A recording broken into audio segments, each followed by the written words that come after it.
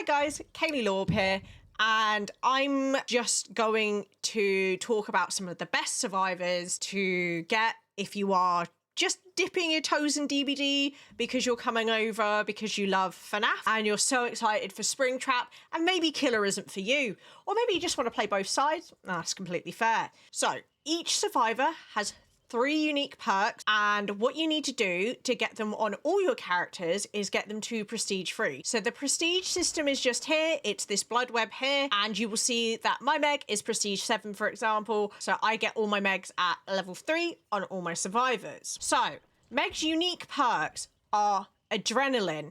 So when the exit gates are powered or the gens are done, what happens is you heal a health state, and then you go into a 50% haste for 3 seconds.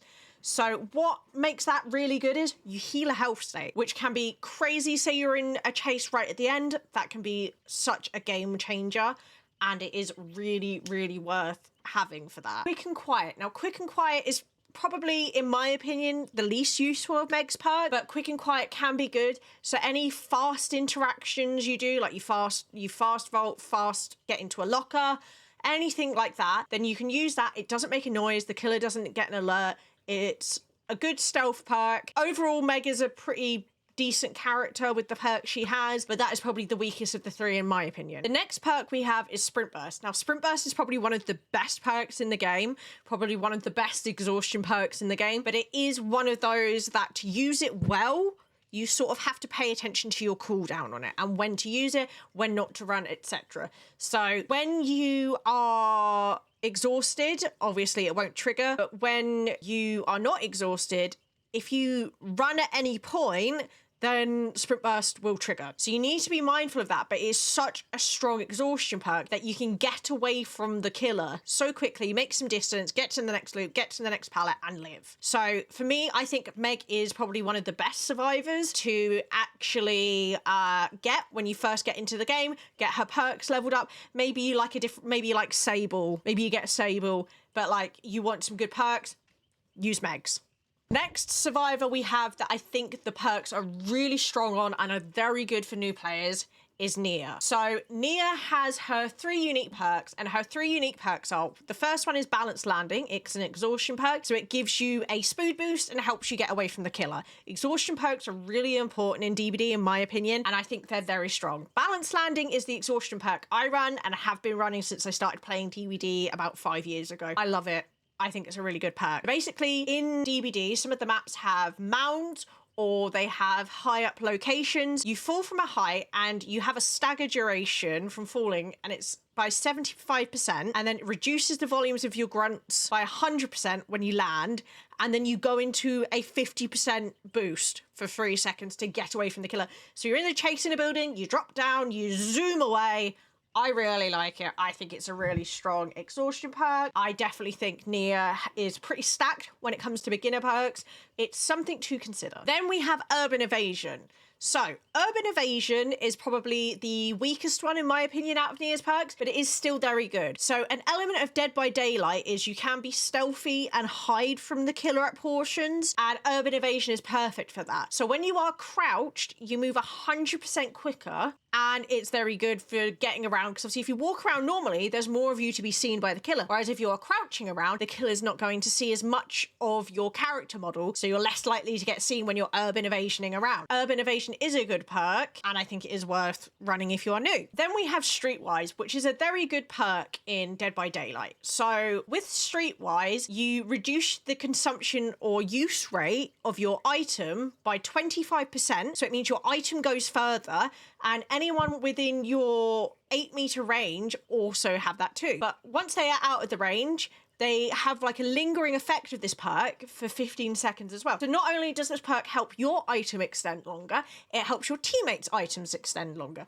And overall, I think Nia is a pretty stacked character as well. And Nia and Meg tend to be the base DBD level characters that you will get without any expansions, DLCs, or anything like that. And in my opinion, I think are 2 of the strongest ones with strong perks that it is worth looking into. Next, we have Feng Min. Now, Feng, personally for me, the best survivor if you are new. the best survivor to get if you are new. She isn't always on like the baseline of survivors that you get. You might need to get an expansion pack or something like that, depending on what edition of the game you get. But her perks overall, some of the strongest, some of the best, and also she's a character that constantly gets loads and loads of outfits because she's incredibly popular. So with Fung, you have Technician. So this perk helps you with skill checks, okay? You miss a skill check, the generator won't explode, the killer won't get notified that you messed up that skill check. That's very good. You're not going to have a killer coming over to you if like you mess up a skill check, because skill checks are so important in DBD. You have them with healing, you have them with the gens, and those are two of the key aspects of DBD as a survivor. So it helps you with that because it means as you are learning to get better at skill checks, you're not going to be punished for it as such. So it's a very good perk with that. Next, we have Life. Again, one of the strongest exhaustion perks in the game. Very good. Whenever there is a window to vault, or if there is a pallet to vault, you vault over it and you get your haste and you zoom away and you can make it to the next loop. Life is one of the strongest exhaustion perks in my opinion in DBD, and I think it's very good for new players because it helps you learn about the exhaustion perk and helps you get away and last longer in chases. Then we have Alert. So what Alert does is when the killer performs a break action, the killer is revealed to you for 5 seconds. So when the killer breaks a breakable wall, when the killer kicks a pallet, but they get revealed to you for 5 seconds. You see that aura. So it is very good. It's a good information perk. So with Fung, you've got a nice mix of, you've got an exhaustion, you've got an information, and you've got a perk to help you with generators where you are new. She is 100% the survivor I recommend the most for new players, just because of what you have on a base level is really strong.